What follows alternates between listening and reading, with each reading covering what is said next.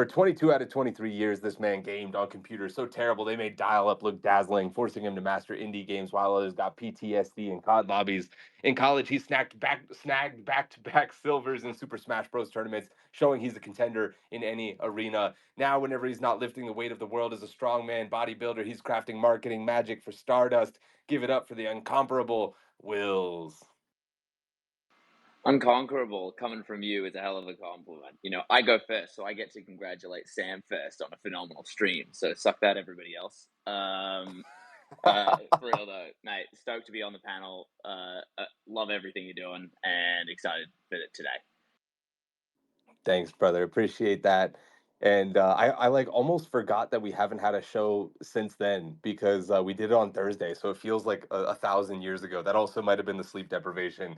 But up next, this military man served 5 years as an explosive ordnance disposal technician, earning several medals, including the esteemed Purple Heart. His passion for blockchain ignited in 2013 as an active Bitcoin trader and crypto collector. Not one to rest on his laurels, though. He co-founded Blockchain at Berkeley, San Francisco Blockchain Week, Decrypt Capital, and Marana Ventures. And now he's the co-founder of Game 7 and the self-proclaimed lead janitor at Summit. Imagine having that resume and then calling yourself a janitor. He's not taking himself too seriously. Welcome to the panel from Game 7. It's John Allen.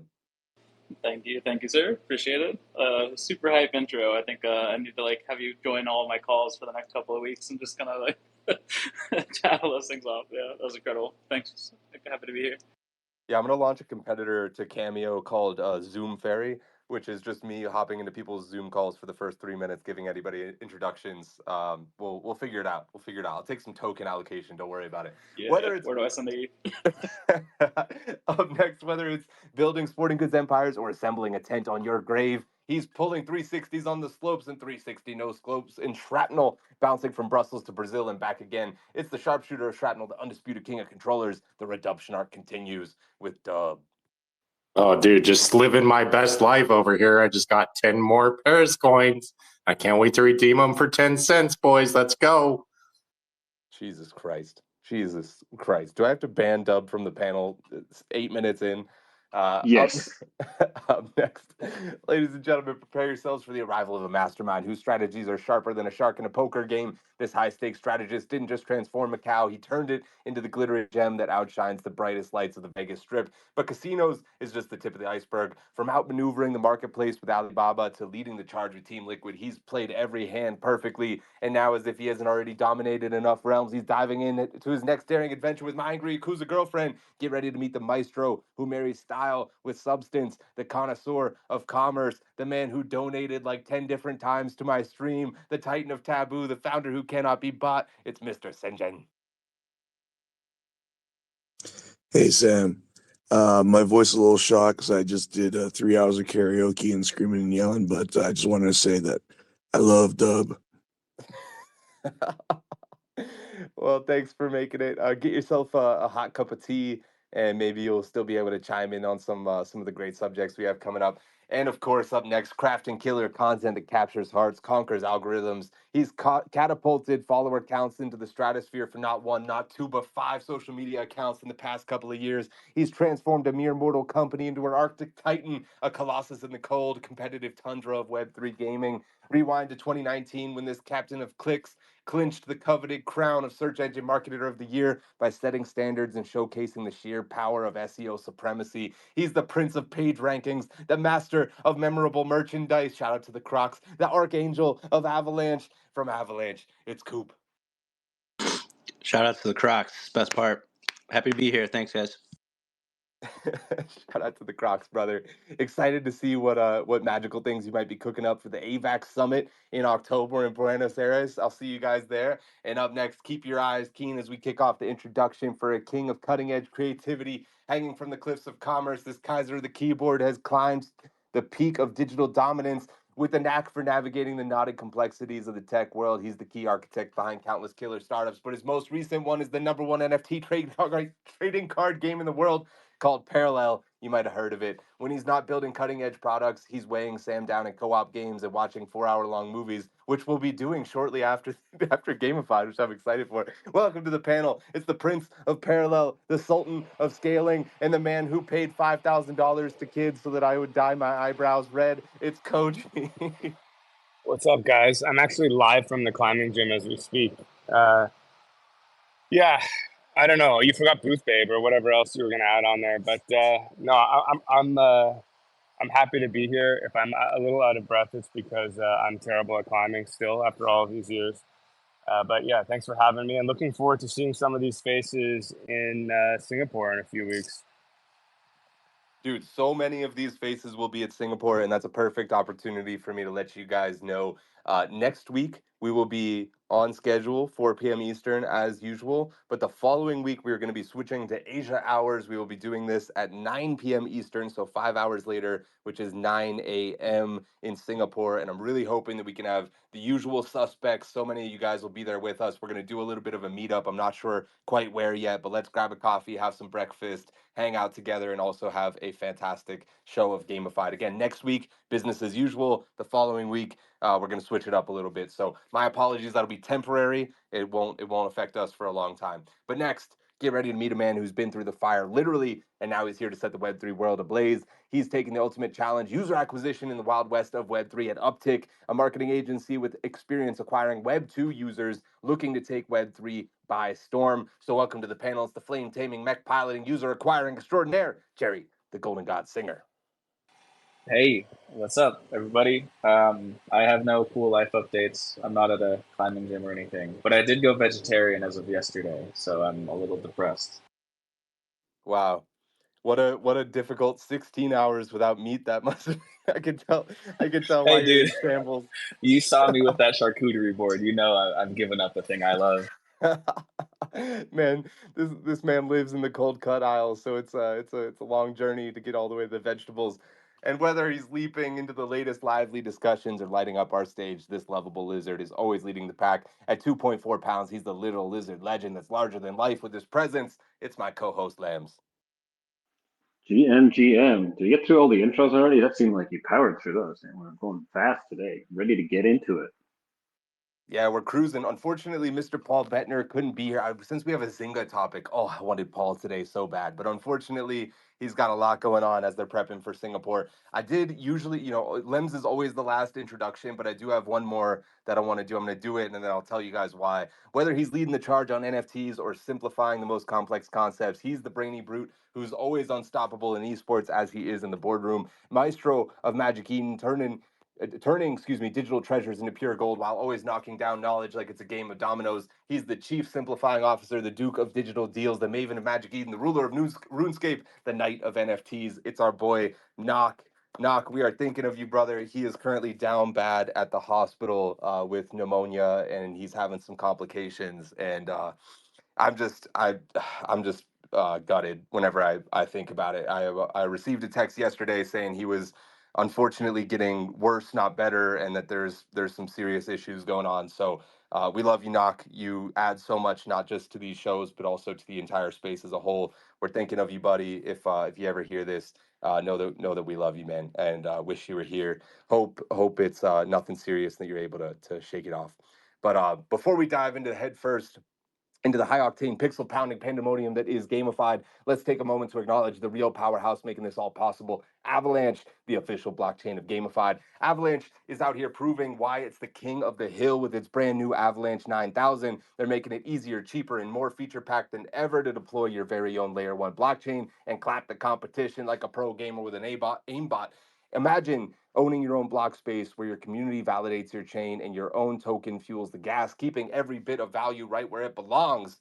Remember that Avalanche is the engine powering gaming in Web3. And elsewhere on Avalanche, there is a game that's more explosive than a noob with a rocket launcher. Let's give a shout out to Shrapnel, the official game of gamified, full of headshots and hilarity. It's the ultimate extraction shooter that's got gamers more hooked than a grappling gun in a tight spot. With TSM Myth as an advisor, you know they're not messing around. This game isn't just about survival, it's about thriving in the chaos, where the monthly STX events have gamers battling it out for Sigma like the last slice of pizza at a LAN party. And by the way, Shrapnel is powered by none other than Stardust, Let's high five the force field that keeps our digital assets safe and sound. Our sponsor, Stardust, the official infrastructure of Gamified. In the vast, often treacherous expanse of Web3, having a reliable wallet isn't just important, it's mission critical. Stardust is the all-in-one solution that acts like your personal shield generator, safeguarding your users' assets. Stardust doesn't just secure your cargo, it makes onboarding smoother than a hyperspace jump, ensuring that you can navigate the Web3 galaxy without a hitch. In a universe where security breaches can feel like asteroid impacts, Stardust is the dependable co-pilot you need.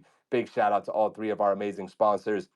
We're jumping into the deep end, guys. No more messing around. What's the word? Zynga divesting from from Sugartown. The current price is down about 25% since the announcement. It went from 0.17 ETH to 0.13 ETH. Honestly, I expected it to be a lot worse, so shout out to them for kind of like stemming the bleeding there.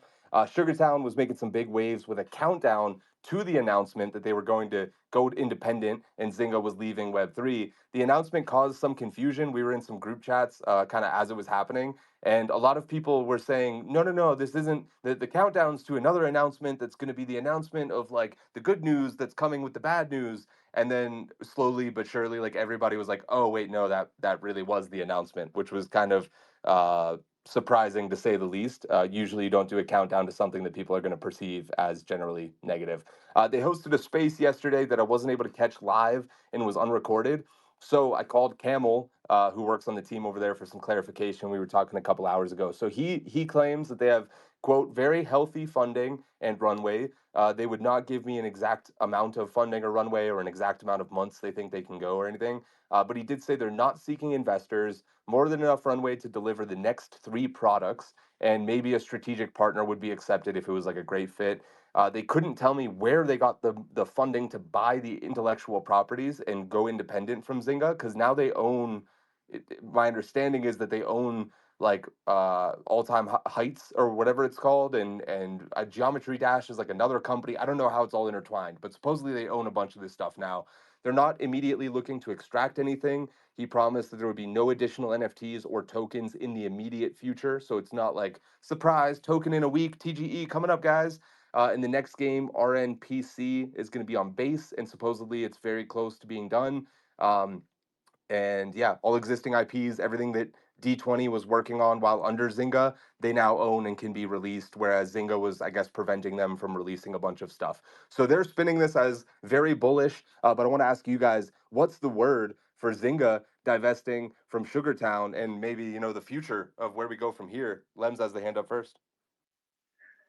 My word is uphill battle with a hyphen there in it just for Jerry to keep him happy. It's single word now. Um, yeah, like their whole marketing was, oh my God, Zynga and Web3. And this is going to be a really, really hard thing for them to come back from because they basically got to change their whole marketing approach now and take things from a different angle.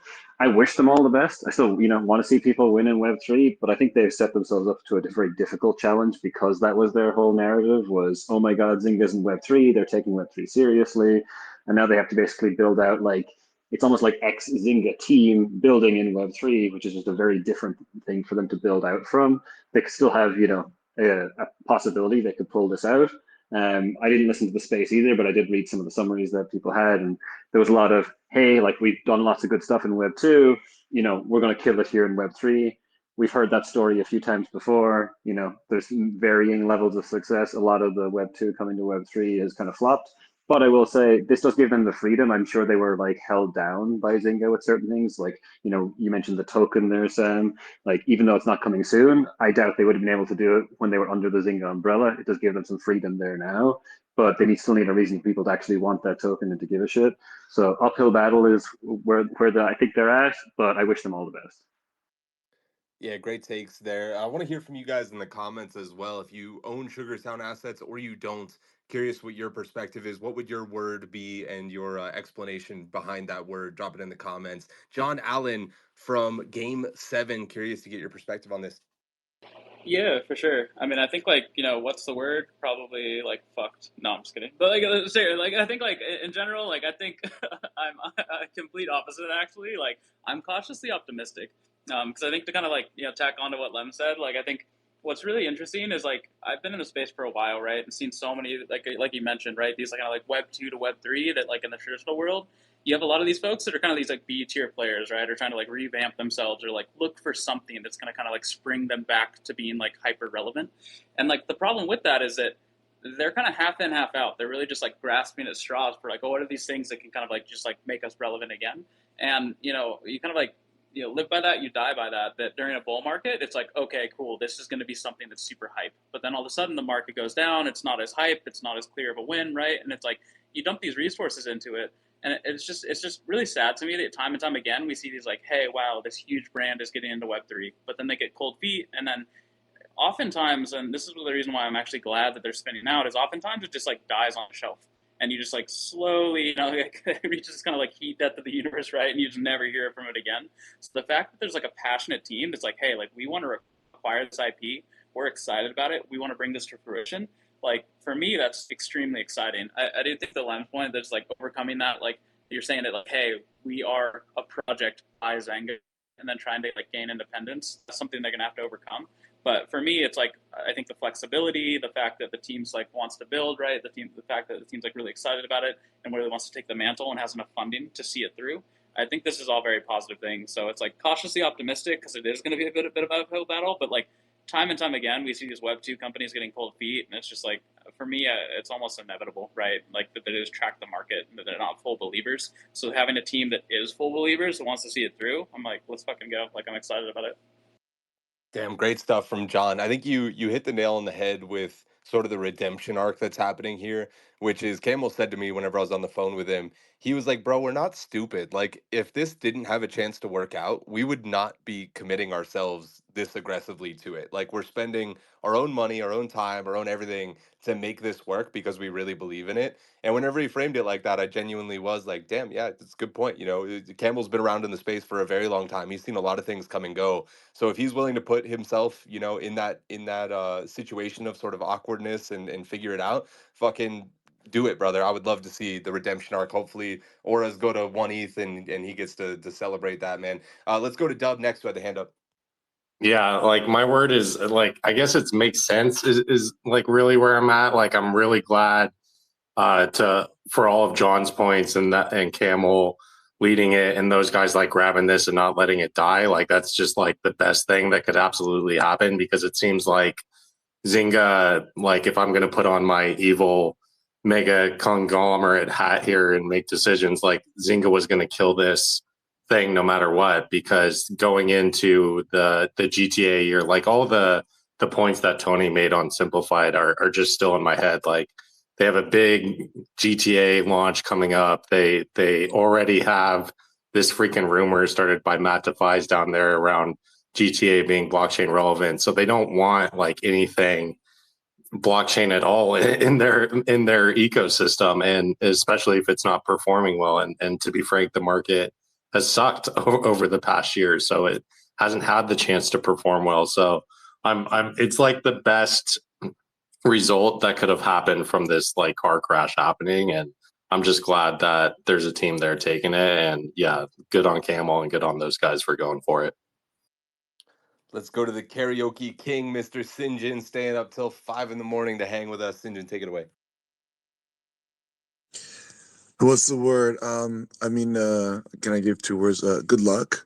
I mean, yeah, it's always a really tough situation, and I really hope for them the best. And I know that they're spinning it in a certain way, that this is a really good thing. But ultimately, for I guess there's 2 sides to it. There's the Zynga side where just like what Dub said, if they were going to divest of it, I mean, it's fantastic that they did good to the holders, and these 2 executives have whatever deal that they've made, branched off and set it up this particular way. But I think also they've been very protected from the real harsh realities of what Web3 is, right? Camel, had that role where he was, just kind of social marketing and stuff like this, right? Which is not just, I mean, it's extremely difficult. but you still the posts, and then he's actually evolving with it right now, because you can't post the same way as a founding team, because now it's not just about the bag holders and keeping them happy or just kind of making good vibes. You really have to be accountable to where the project is going, and that's a whole level. That's a whole different level of how to handle yourself, because it's gonna get really tough. And I wish them the best for their entrepreneurial journey for the studio, and I'm glad they're in this space.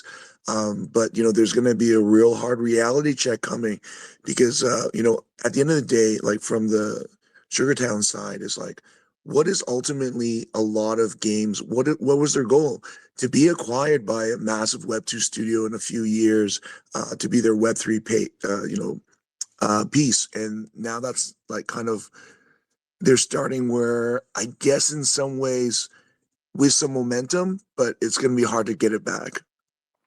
Yeah, I think it's important to be realistic, and you added some nice context there, Sinjin. Let's go to Will's, then we'll tag in Jerry.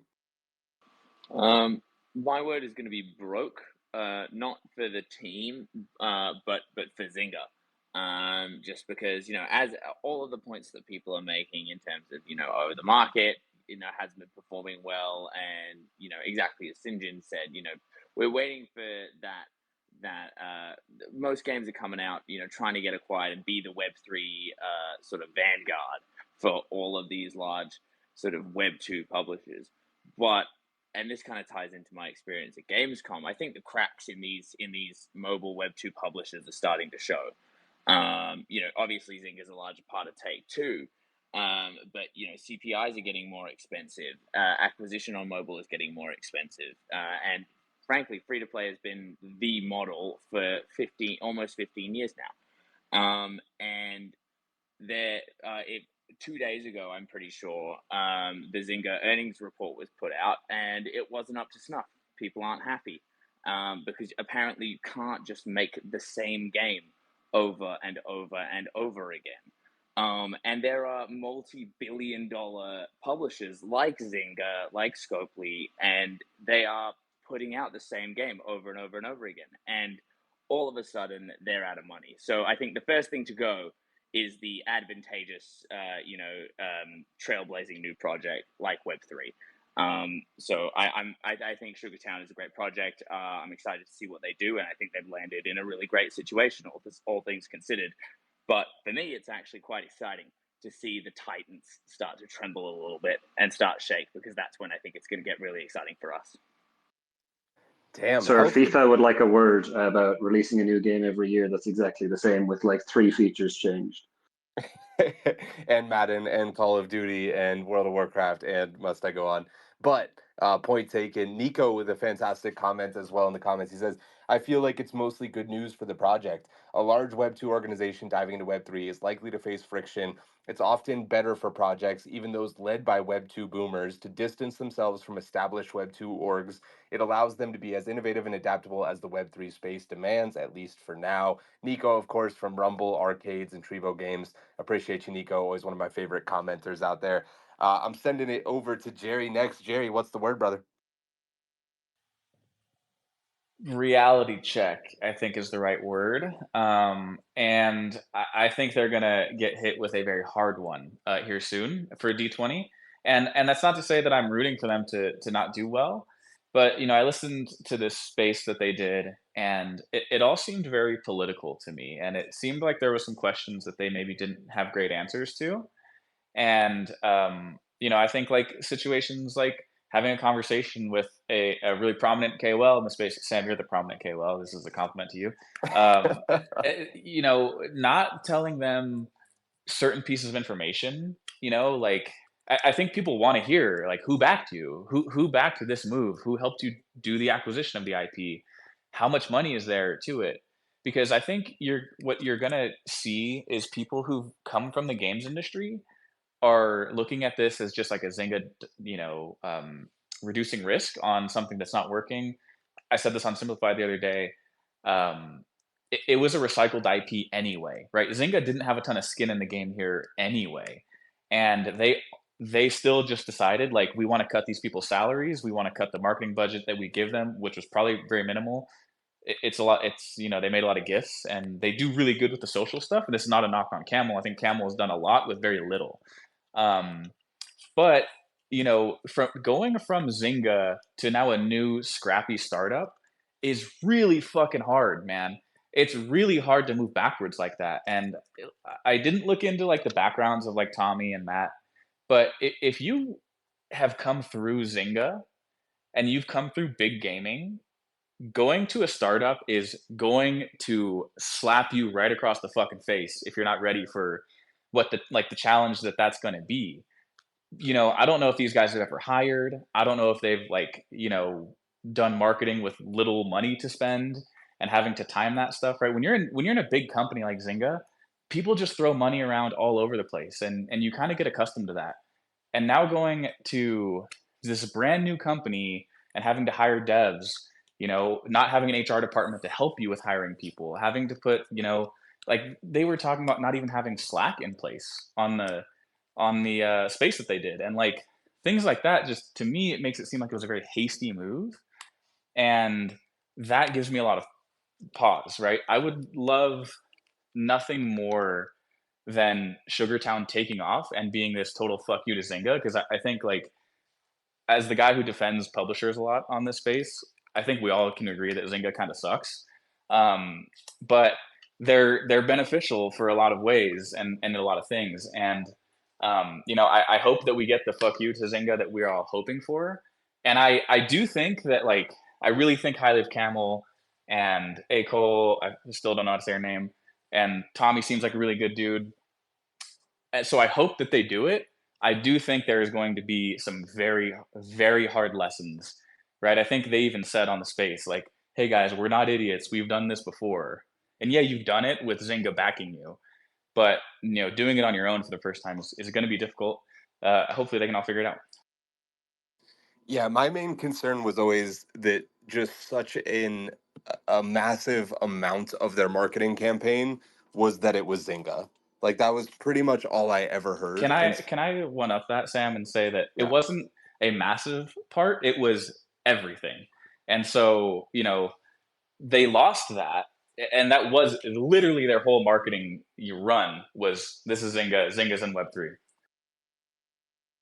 Yeah, and it wasn't just in their public comms as well. It was in every group chat that I was in that ever brought up Sugartown. It was like, oh, isn't that the Zynga game? Yeah, it's the Zynga game. It was like a meme almost, and it became their whole identity. So I'm super curious to see if they can turn it around. Let's send it over to Michael Hyun, aka the DGen boy. Great to have you, man. Thanks for joining. What's the word for Zynga leaving Sugartown? I think that it's actually really, really smart because I don't know how they got the money for it, but basically you're buying assets under duress, which means that they could probably get it on pennies on the dollar. So like accumulating it and being able to buy over all IP and everything. So the first part is basically Zynga capitulating. It's basically like they're basically capitulated, and whoever comes in and scoops it up. Already on the marketing side, I think that it's pretty cost effective because you already have the first initial push of Zynga pushing a lot of the users in, so that they already have the kind of like first marketing spend that's already placed out there. You're already buying an existing IP that has an existing community, so that you don't have to go through the beginning phases of, all right, I got to build a community, I got to go ahead and start creating content, creating IP, creating everything within the company. The second side is like, I'm pretty sure there's a revenue system that's in there, whether it's going to be through the NFT, the orcs and stuff like that. So there is going to be revenue that's going to be most likely being placed in as whether it's royalties or residuals and stuff, so that they do have a marketing spend. So I think that if the team, and I don't think the team is like, how do I place this nicely? I don't think that they're like incompetent, because if they're able to figure out a way to raise money and get everything situated to where they can acquire the IP, I'm pretty sure they would be able to quickly hire on people. Now, in the beginning, it may be a little bit messy, right? Because they're trying to rush things and trying to get everything in place. But I feel like the first part is like Web3 versus Web2. We're like, okay, first we have a Web2 brand that's coming in. It gets the main funnel of the traction of like all the users coming in. The second side of it is like, okay, now they're leaving. It's like Web3 is now like, okay, if you don't want to be a part of us, now we're just gonna make it to where you regret, leaving and selling Zynga, selling Sugartown. So that kind of like revenge trading, like a lot of users will still keep that in mind and just be like, hey, look at what you missed out on. If the team's able to execute properly, and I hope they do really, really well. Everyone in the community is able to be able to get all their perks, get all their benefits and everything that they were using with the orgs or kind of like their games as well. But I feel like they did a really smart move of acquiring basically the IP on cheap. Yeah, great stuff. Thanks for tuning in, man. I appreciate you. We have three more hands I'll go through, and then we're gonna move on to the next topic. Koji, I think, was up next. Koji, what's the word, brother? Yo, the word is fucking hilarious.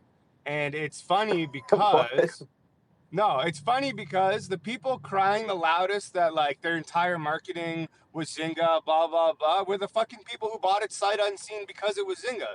Instead of actually doing the shit that we all cry about, which is doing your own fucking research, which nobody does. Right? So like if you got burned, it's on you, and that's fucking funny because you were just like, oh yeah, I'm just gonna like cash in. Maybe I'll flip this later because it's like a fucking Zynga thing. And now you're sad about it. And I'm here in the car, no longer at the gym, laughing at you. The word is funny. Koji's got that post workout dopamine rush. He said, For "Fucking, real, dude. I'm gonna ship this one." John Allen, and then Sinjin will get the last word.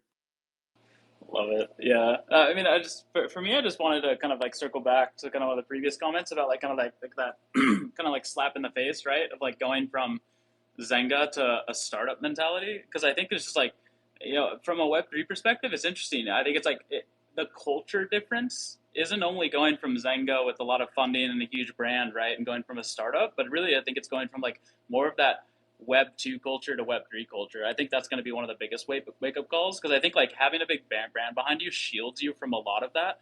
And it was like kind of interesting to hear the comment that it's like, hey, they weren't actually like sharing everything on the spaces, right? And I think that's just something that like, for a lot of folks like here, right, like building games, right, or playing these games, and like it's just very different from Web 2. It's like things are very opaque, right, and you're not sharing everything. Whereas like when you have a liquid token, people are holding it, it's trading, you see the market valuation, like it's like having thousands of shareholders that are constantly complaining and like watching every single move, and they like demand more transparency, and it's just so significantly different. So I just wanted to highlight that I think that's something that, like that's going to be like maybe even a harder kind of wake up call than going from kind of like Zynga to like a startup mentality, is kind of shifting into that Web3 and keeping everyone happy. And like, they have the baggage of it. They already have things that are liquid that people are already watching. And I think it's going to be really interesting to see how they handle that. Yeah, I'm super curious to see also what their next couple of games look like, because hopefully they're brand new experiences. Part of the fundamental flaw in my mind was always these were games that were known commodities. We sort of know how successful they're going to be, but now they're Web3. And I'm curious to see if with a brand new original intellectual property they can break through a little bit more. Sinjin, over to you, bro. Yeah, I just I hear the conversation that we're having on the panel, and I just wanted to interject in this sense that myself, being in my late 40s, I was a, international gaming executive, for PokerStars. I was the regional director of Asia. I'm not saying that to like flex. What I'm saying is that, I had 100K signing authority for marketing spend anytime I wanted, right? I had a $4 million marketing budget. I had the whole region of Asia. And when I left PokerStars and I went off on my own, and this is just kind of related, but just to give some perspective, is that most of the skills that I had as an executive, and really one of the top executives in the space, if you don't follow online poker, PokerStars at that time, we were making, back in 2010, 1.1 billion US. These are not public numbers because we were private at the time, but our profit margin was like 90% almost. So we were really just crushing it. And then, as Jerry mentioned, actually, and a lot of the things that he said really, are true, is that the skill set that you need to be an executive is being decisive, and the inputs really matter for the outputs, because you get judged on your yearly KPIs, your key performance indicators for your bonus, and how you're growing the region. And so you look at it as like, how much more market share can I get per year, or how much can I hurt the competition? What are these kind of goals? They're not necessarily product goals, they're like really market competitive goals. And then there's the aspect of being an executive to manage a large team over a large region. And these are completely different than being a startup person. And it literally, my first 2 years of being an entrepreneur were horrific. I tried to hire my way into things. I used my industry connections so I could still get into like the big parties where startups were not there. I still could rub shoulders with, regulators and so on and so forth from my background. But when it actually came down to doing the business itself, I was failing. Like I was like the worst entrepreneur ever, because I was running it as an executive, running like a division rather than a team. And then the next 2 years, I just started to learn and unlearn what was being an entrepreneur. And then after 4 years, I started to really get traction and understand what is an entrepreneur. And what is an entrepreneur is that you survive and you have to build something. You have to be a builder.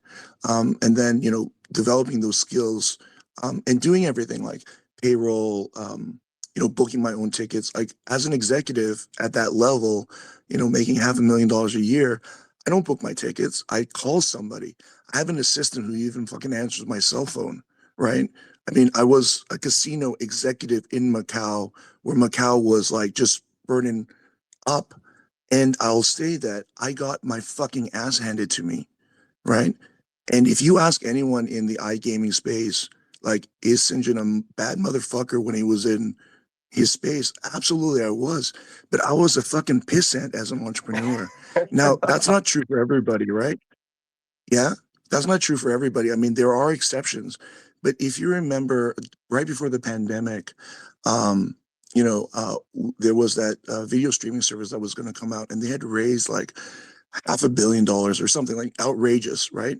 And they had done short form video. I don't even remember, but she was like a big deal, and there were top executives. And as soon as there was any adversity, they just folded like a house of cards.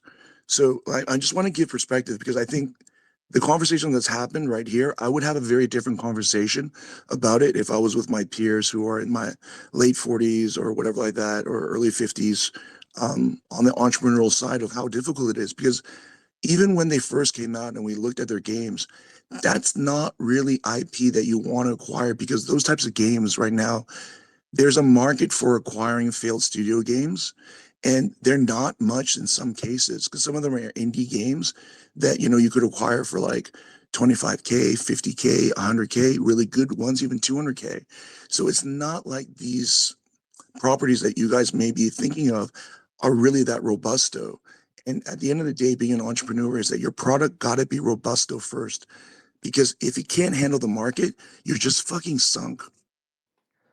Some wise perspective there, Sinjin. Appreciate it so much, man. You always have a way of contextualizing things outside of sort of the current domain of the conversation that helps us all think about it a little bit more deeply. Let's jump in next with MapleStory releasing tokenomics as a token comic. Is this big brain or big lame? The game mode here. They released a massive web comic as a reveal for how their economy is going to work, instead of the traditional 30-page light paper or whatever with just a bunch of numbers and charts and jargon. They actually released this really beautifully illustrated comic book that took you through a lot of the lore and then eventually taught you about the economy. Do you wish more projects would approach it this way? Or is this big brain or big lame? Holy fuck, I looked down at my phone and there's like 7 hands up already. I'm going to go to Jerry first.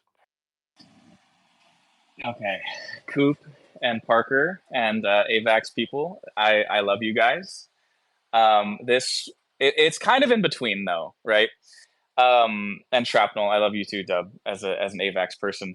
I listen, I love it in a lot of ways, because I think it's just a more fun way to ship something that's really fucking dry. I can't look at my phone right now because Dub is spamming me and it's distracting me. And I think it's a really it was super well done. It was beautiful. I am shuddering thinking about when I want to go back and look at something, how I have to fucking scroll through endlessly to find the piece of information that I want. And listen, but white papers are boring as fuck, right? I forget which project this was. Maybe somebody on the panel knows. There was a project, I think they've ended up being not successful, but like you had to like play their white paper, and I thought that was really cool.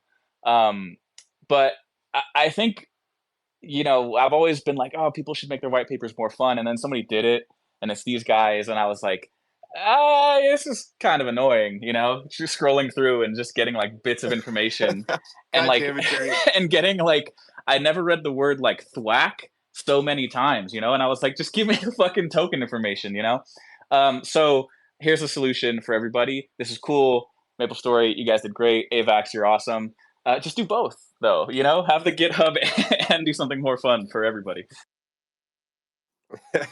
Great take, man. I'm gonna send it over to Dub, who's been slamming that thumbs down like it's his job. Fuck, I hate Jerry so much, and I thought he was I thought he was gonna have a bigger rebuttal to it, but then he ended up having my point anyways. Like, I freaking love this thing. Like, yeah, they should do both. Jerry's fucking brilliant for the point he gives up, and I love MapleStory for doing this. Like, it's the best way for normies to discover this shit. Like, it's way better than throwing a goddamn pie chart or a freaking 10-page goddamn essay in their face. Yeah, so like I'm all for it. I love it. I'll read TWAP 300 times. I mean, I don't read white papers to begin with, so I didn't even go through this MapleStory experience. I just play the goddamn games, and I love MapleStory for what they're doing. So love it all, and I love you too, Jerry. Love you too, Bubba. I give that take one big thwap. Let's tag in Mr. Michael Wagner from Star Atlas. Michael, thanks for joining us. Yo, what's up, man? Good to be up here. Hey, Jerry, Dub, Koji, what's up, guys? Some familiar faces. Yeah, so I haven't seen the white paper, but I will say from a legal perspective, and now I'm not an attorney, and this is not legal advice, but I don't think Gary Gensler's ever going to take a peek at this thing. Like, I don't think he could even figure out how to thumb his way through it. So it's probably a pretty defensive approach. I have not seen this white paper, but I actually think. So what we did with Star Atlas when we launched in 2021 was have this whole aesthetic design on our white paper. It was very much a break of the standard, technical format of writing, and so. I think, like Jerry said, white papers are just boring as shit to read. I haven't read a white paper since probably 2014, 2015. So I think if you want people to get engaged and to actually learn, that's essentially what gaming is all about anyway. I think we have a big opportunity in gaming to actually engage people to learn the industry and to learn what they're interacting with. And so doing so through the format of say graphic novel or comment, where the user is capturing information but they're not necessarily bored out of their damn mind, I think it's a cool idea. So thumbs up for me. I'm inclined to agree with you there, brother. Let's send it over to Koji, and then we'll go to Michael Hyun. Yeah, it's hard for me to say whether or not this is a good idea because we all know no one's going to read it either way. In fact, I'm coming around to thinking it's a bad idea because it's going to be harder for ChatGPT to interpret for the fucking crypto bros to understand, because they're just going to ask for a summary and then get it wrong anyway. And then the issue is like anything that's outlined there. If they missed a nuance in the comic, they're just going to be like, oh, I didn't understand that this token didn't release until this time or whatever. Like, I think if you have it in like just black and white text, as boring and terrible as that is, it's like irrefutable. It's there and it's like outlined very clearly. Here's the shit. But if it's like somewhat distracting, I think that from a project standpoint, it's harder to defend yourself if people don't really understand what's going on. But truthfully, either way, I don't think anyone's going to read it. Everyone's just going to see tweets that say, oh, this project is good or this project is bad, and they're going to buy or sell accordingly. Shady Shiba in the comments said we had a pretty artistically styled light paper that we posted a while back for Wildcard. I think it made it more fun to read, but was also informational. You love to hear it. That's really where I'm coming from in this is like we should just try to make things a little bit more entertaining. It's literally why I made the show gamified. Is I was like, we're literally on Twitter Spaces talking about gaming, and no one has turned it into a fucking like game show where there's panelists and there's segments and there's things. We're just talking about it in the driest CNBC format imaginable. For the love of God, somebody please do something. So me and Lems decided to do it. I'm gonna Apparently, send it over to Sam Mike. thinks taking turns is fun. I'd rather just speak Yeah. when I feel like Yeah, it. dude. I'd rather just shout over each other.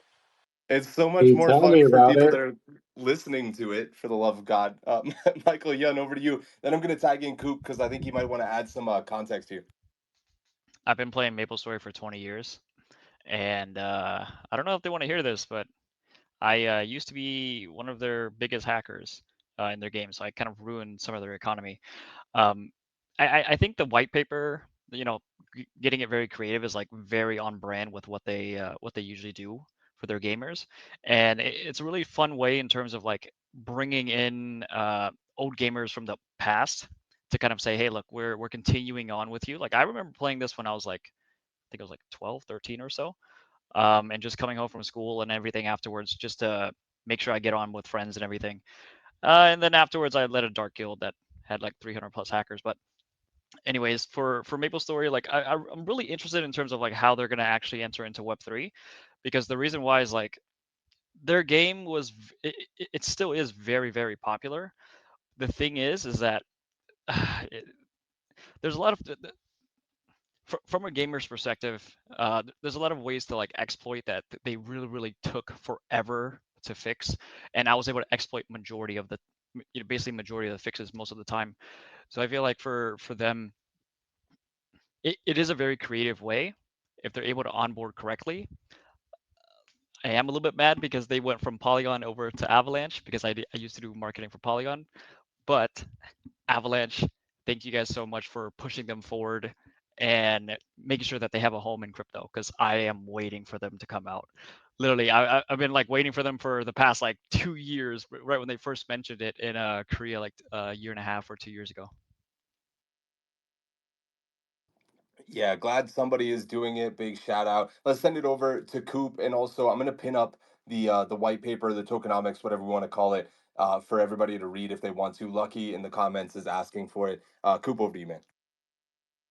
Yeah, I'm with Michael and Dub. Really, I think it's fun, and they are different than a lot of Web3 projects in that they have a huge audience of people who love MapleStory, and trying to make it fun for them is so important. Can you imagine if they like sent out an email to like the MapleStory list and it was just like all over? Like, that would be awful. Nobody from Web2 or from the old MapleStory days can. That's cool. So they have to lean into that kind of stuff.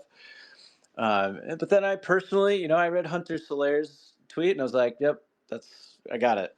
So like there has to be both, and I think they will get both done. Yeah, fair take there. Camel also joining us. Camel, we already did the Sugartown topic, but it was very positive. If I had to pick a side of where the chips fell, it felt like people were very much rooting for you guys. I'm gonna send it over to John Allen and then Sinjin. Yeah. So I mean, I think like first of all, I'm gonna bill them for my carpal tunnel. Like it was just insanely long. I mean, I think like concise, would be the word that I would use if we were doing that. But I think in general, like someone who's like written and like read actual white papers, right? Like I honestly just appreciate that they're really not trying to like bastardize the term anymore. I think like generally like the fact that Web3 like has this habit of like trying to redefine a term or just kind of like just create a new term for something that already exists is something that's just like so prevalent. And so like I'm really loving that we're like moving away from this kind of like 2017-esque like I'm going to try to seem technical by writing a white paper, right? And they just kind of like leaned into like we're doing this like token comics, we're doing like a webtoon. So it's like I think it's much more fitting because like if you're doing a white paper or a light paper, like I hope to God you're a technical project and you have like somebody who has like like some experience with kind of like academia, right? Who's like using to shape it. Like it's just like kind of this like call for legitimacy, but trying to put it in that format. And I appreciate that they leaned into it. I really wish like a little bit that they lean maybe more into like a video format, because it's like I think that like the music wasn't necessarily prevalent, like some prevalent, like something to like trigger that nostalgia, right? I think like they could have like really like leveraged that, but just in general, I'm supportive of people doing something different and not trying to be something that they're not, right? And so like two of those things, I think they were like hit the nail on the head. I think we can nickel and dime them about like what the exact format or a little bit more concise, right? But directionally, I think it's cool. So yeah, my 2 cents. Yeah, I thought it was super cool personally because so many people release web comics or full-blown comic books in Web3, and it's just a piece of entertainment, but to actually be able to, I don't know, get the same experience and also enjoy, or I guess walk away feeling more educated, especially from somebody like MapleStory where there's all that background lore. Like I might read this even if I wasn't a Web3 person, I might read it just because it's a MapleStory comic and they have one of the strongest IPs in all of Asian gaming over the past 20 years. So it might actually convince people to be a little bit more interested by virtue of that. Sinjin, over to you, then I'll tag in Camel for the last word. Yeah, you guys are talking about it like being very original format and or it's not concise or whatever like that. And I hate to break it to you guys, it's not for you. And it's for their, their MapleStory people. Like this is like if we could like contrast with Zynga and how they treated Sugartown, this is completely the opposite. This is like a full IP going hardcore, and they don't give a shit about Web3 and everybody here. You guys are fucking irrelevant to them. And like that's the hard truth of it because they know exactly what they want to do. They're not going to come here and listen to you guys. They've been running MapleStory for X amount of time. They have expertise. They know their IP. The comic that you guys think that is so relevant, whoever's in Korea right now, go to a Korean bookstore, any Korean bookstore, and you'll see a children's section of Korean comics. In Korea, comics are used for educational purposes and they have a lot of WAPs in it, WAPs, bangs, whatever like that. So if you're Korean and you read the format, you instantly see that it's a childhood format for education.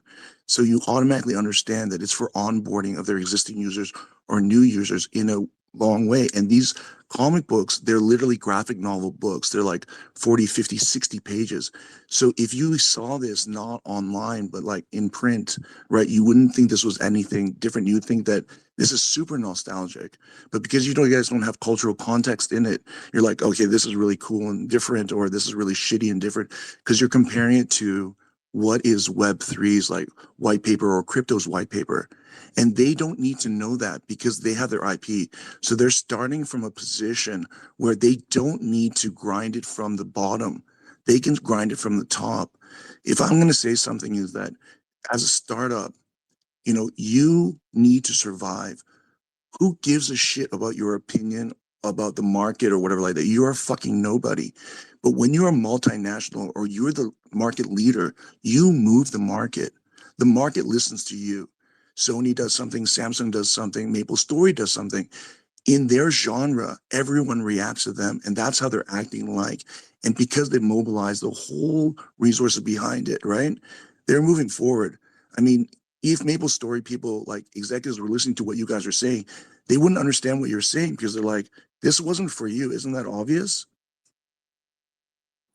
Sinjin, that karaoke loosened you up, brother. It gave us the old man wisdom coming out of your loins because of all the sweet. I don't know. I've lost the plot. Camel, over to you. Thank you, Sam, and thanks for having me up here. I'm not here to shill Sugartown like everybody thought. Instead, I'm here to shill Gamified and Sam. Sam is one of the kindest and most well-informed people in the Web3 space.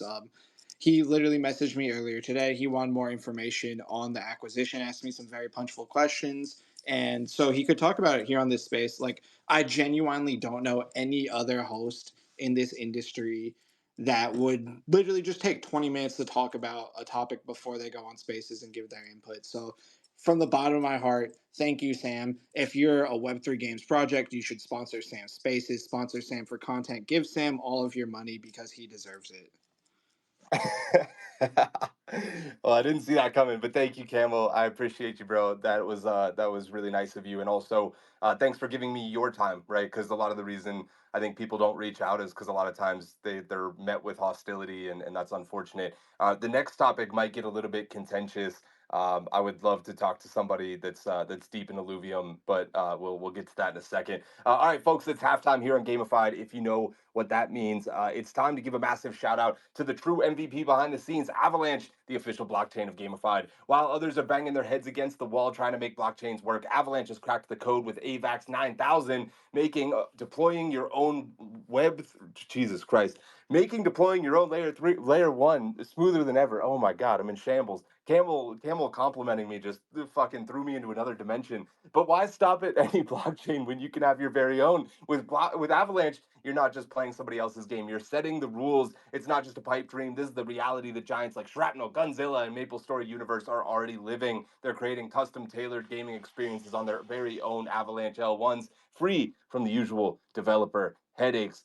And as we continue blasting through the topics, let's take a moment to recognize Shrapnel, the extraction shooter that's shaking up the gaming world like a frag grenade in a crowded room, and the official game of Gamified. Every month, gamers swarm to the STX events to snag Sigma, and when you're not busy extracting, why not dive into their comic books or join the lunatics on Discord? Shrapnel's handing out side quests that are actually fun, and they're doing it on none other than Starbase. Thank you to Shrapnel, the official game of Gamified. As we reach the midpoint of our galactic mission, it's time to highlight the essential part of your young gaming arsenal, Starbase, the questing platform from Stardust that's revolutionizing how you earn in the Web3 universe. Starbase isn't just a platform, it's your command center for high stakes missions where you can earn gems by playing the most thrilling Web3 games in the galaxy. In the ever expanding cosmos of Web3 gaming, finding a platform that rewards you for your time and skill is more than a perk, it's essential. Like mining a rich asteroid field with Starbase, your gaming experience doesn't just entertain, it rewards and empowers. So let's get back to exploring new worlds, knowing that with Starbase, every quest is a step closer to galactic treasure. Illuvium.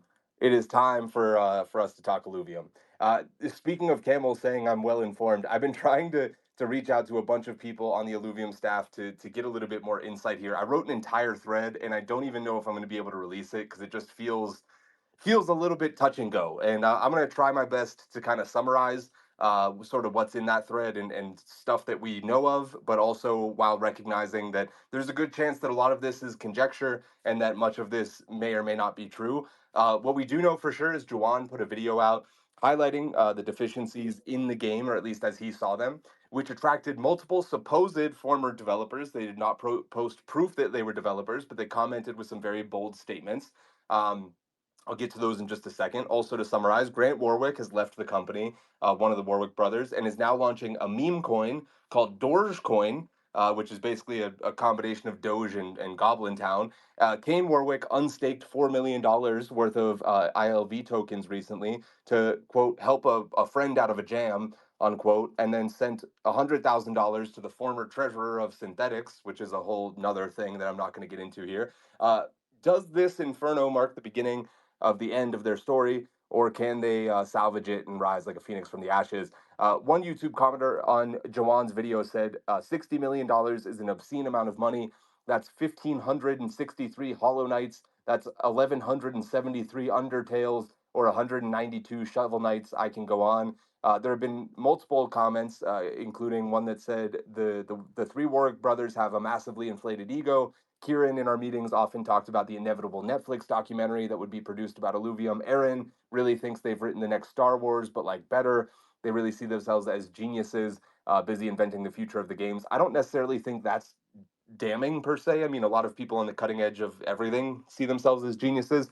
He mentions two of the brothers' disdain for each other and then follows with other consequences range from firing a whole part of the team on a whim and changing core gameplay elements after Pal World released. Now, Illuvium did get released this month and currently have a P2A campaign going on. So I feel like at the bare minimum, we have to give them credit for that. They did release, I think, two of the games, or all three of the games are out. In addition to that, there seems to be a lot of financial trouble for an organization that just raised $10 million. Apparently, they have about 9 to 14 months of runway. That number is a bit in dispute. Some people say they have a $1.3 million burn monthly. Others say it's like 1.7 million. Some of the stuff is obviously public on the blockchain and it's being tracked by a guy named Lahalal. I can never say it, but shout out to that guy for doing his best. And then this is a quote from one of their community members. She said, because Kieran sold almost all of the lab's equity in multiple insane capital raises, they now only own 19%, which means they only get 19% of the week monthly revenue that comes in. That's a direct quote from her. But the revenue figures simply cannot be fixed fast enough to avoid bankruptcy, in her opinion. Grant Warwick has gone on to start Dogecoin, which I mentioned, and has called it a joke with joke utility. And they've supposedly been DMing people in the Illuvium Discord to try to get them to come support Dogecoin. But then he said, "Oh, I told people not to do that, but they're doing it anyway." So there's a lot going on here. We could go on for probably another 20 minutes just listing off random shit. But I think that's enough to kind of. I want to take this conversation in a fairly productive direction, which is like you find yourself in this situation. Where do you go from here? How do you salvage it? People seem unhappy kind of with the current state of the game. They still say the world is empty. The monetization is really aggressive. You don't really get to do very much fun stuff before you have to start buying fuel. Kieran said it costs $30 monthly to be able to really play the game, and people aren't happy with that either. Is this just, I don't know. I'll leave it there. Koji, I want to send it over to you first, man.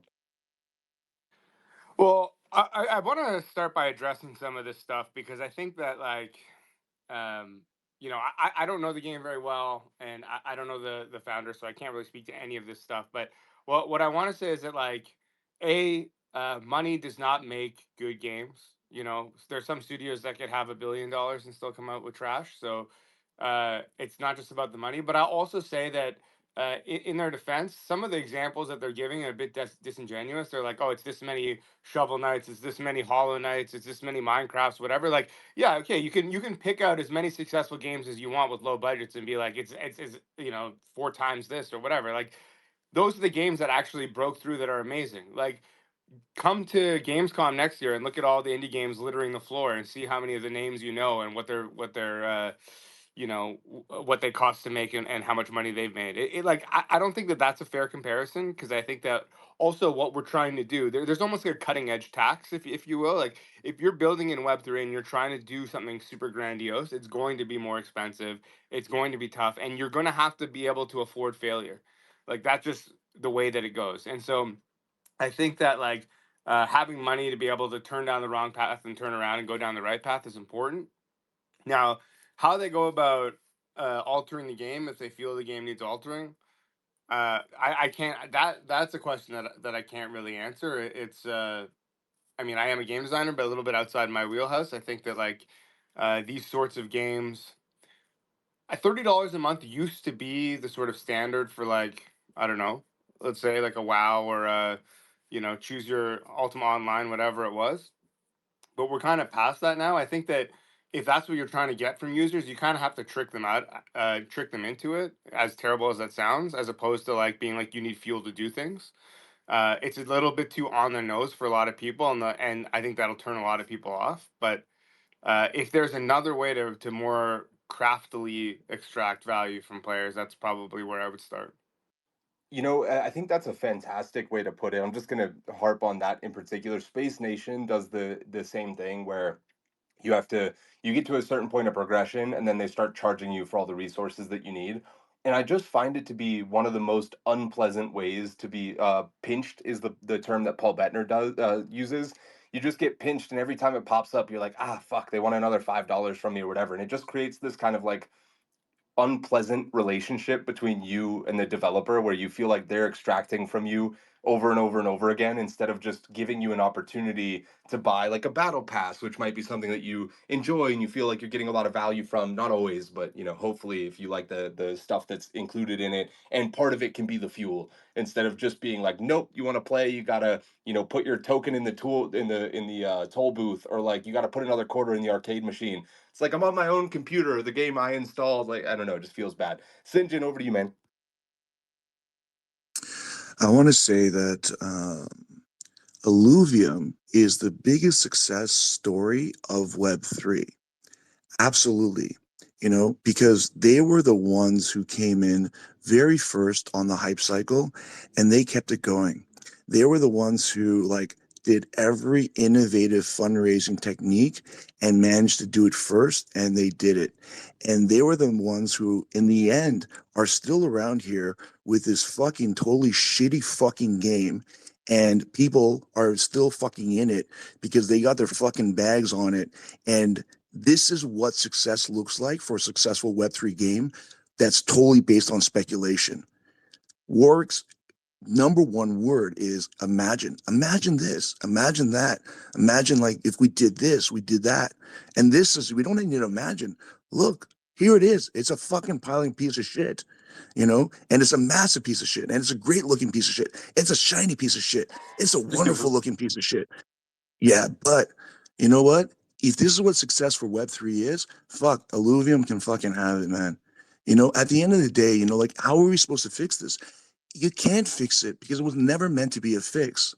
You know, it was never meant to kind of go this way. And I'm saying this because Illuvium, when we first started back in like mid 2021, stuff like that, I was hearing the whispers from the traders, Illuvium, and they're like, I'm like, what is Illuvium? Okay, I'm a game designer, you know, I want to check it out. And there was this big splash page, and all there was Illuvium. And then all the traders were like, fuck, because he knew how to play the game. He understood the game.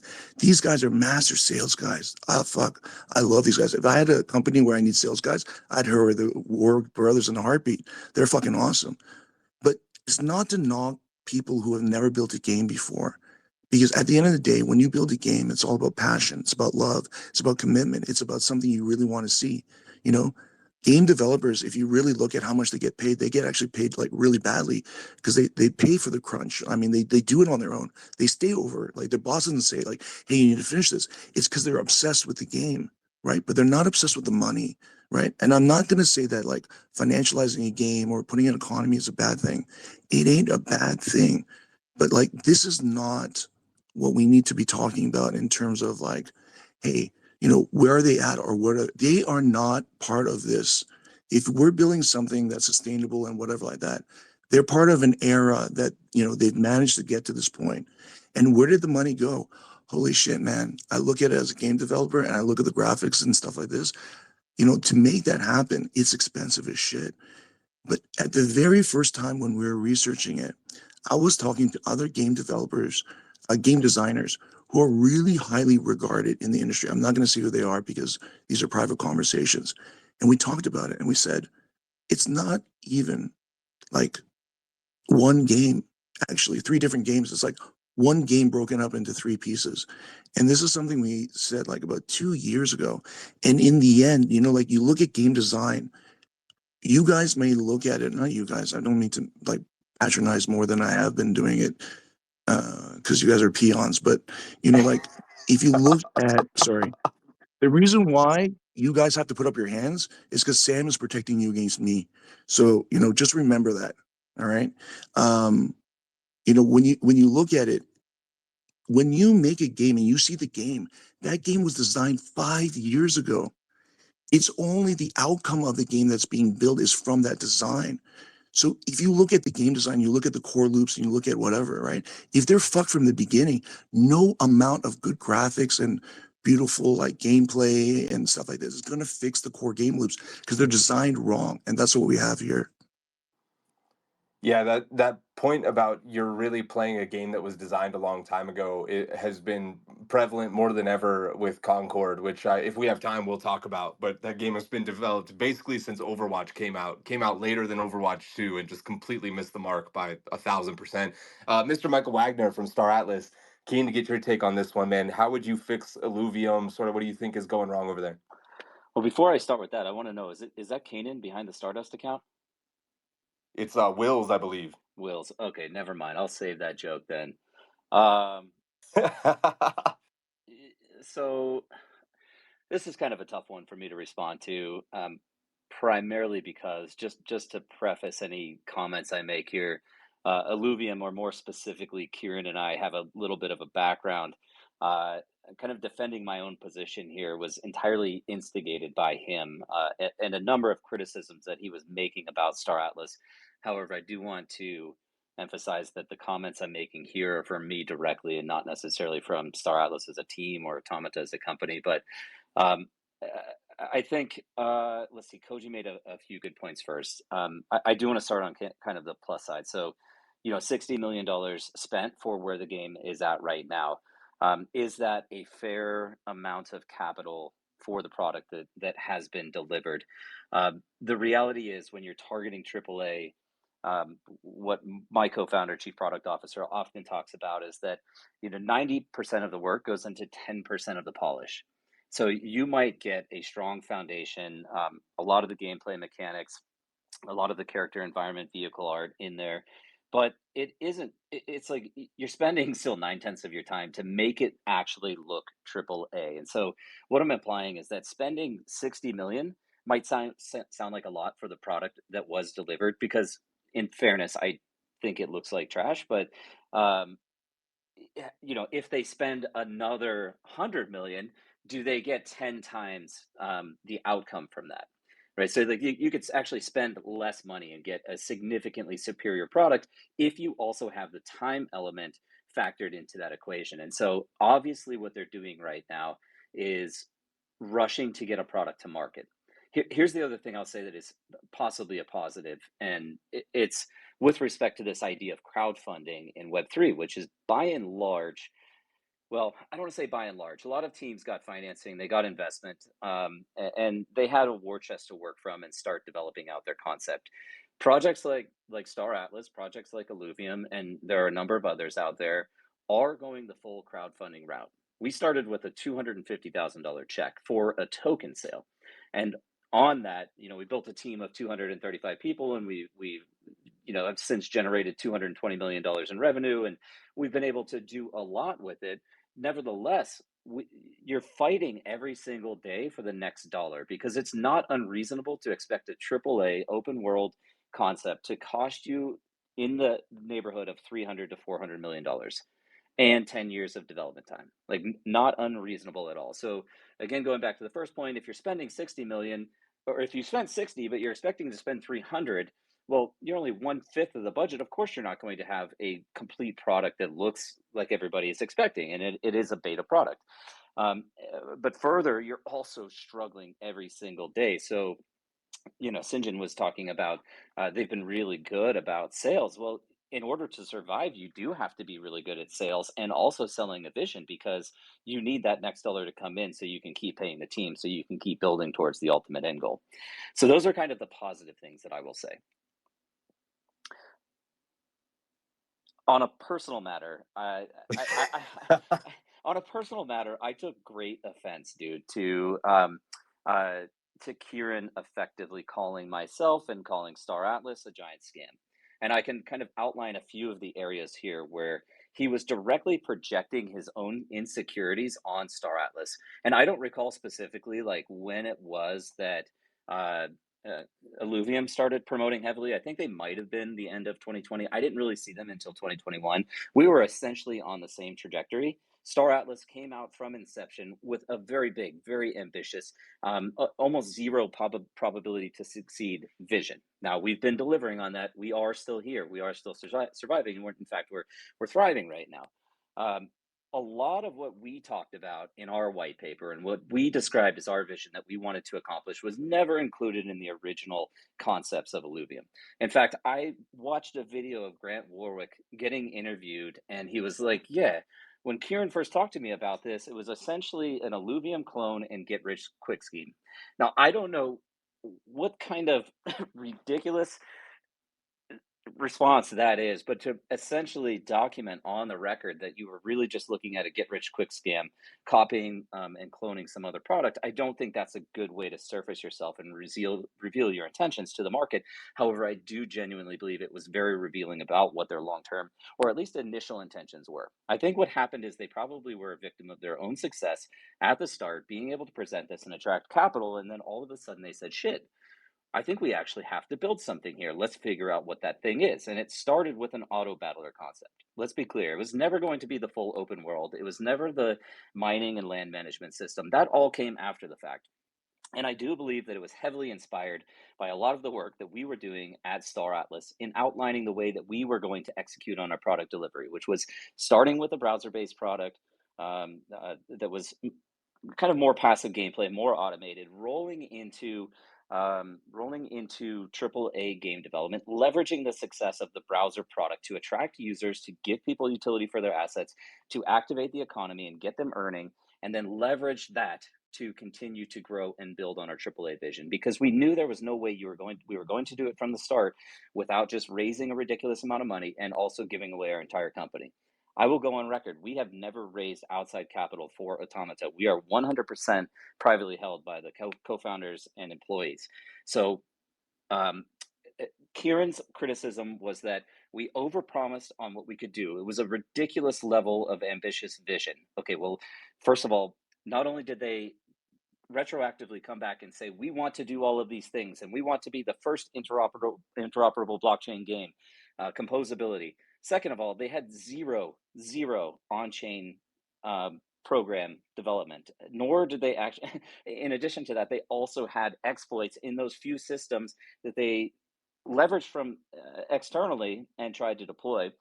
And further, in their original marketing, they said from 2021 that they are going to deliver this full product by 2023. That was documented in Juan's latest review.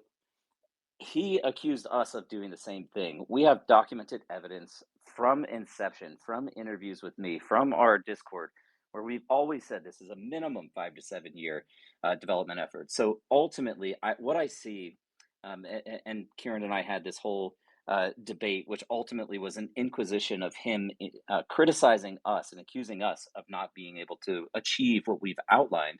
And I think history is proving now, or what we're seeing now, is that ultimately I do genuinely think that Illuvium is failing. The product that they launched is not attractive. At least it's not attractive enough to generate revenues. I also think they have a significant deficiency in the way that they structured revenues into their company. They've always talked about revenue distribution, but dude, before you talk about revenue distribution, think about the way that major corporations that go public, ultimately, and growth-based companies versus value-based companies, you don't start distributing revenue until you have a product with stable incomes behind it. You don't just start distributing revenues immediately. As grandiose as that sounds and as attractive as that is for investors, it's not a sustainable business practice.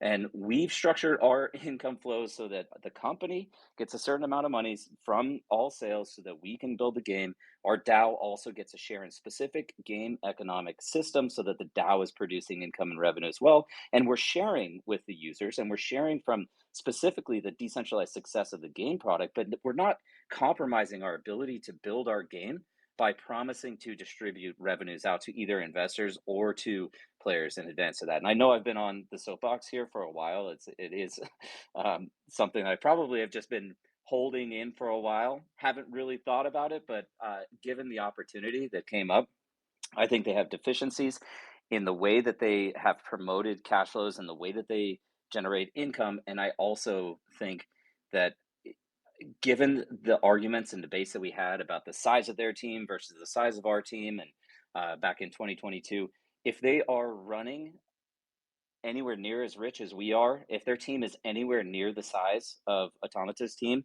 and if they have anywhere near the level of talent that we have and the salaries that commands, there's no way they're running at less than $1 million burn rate per month.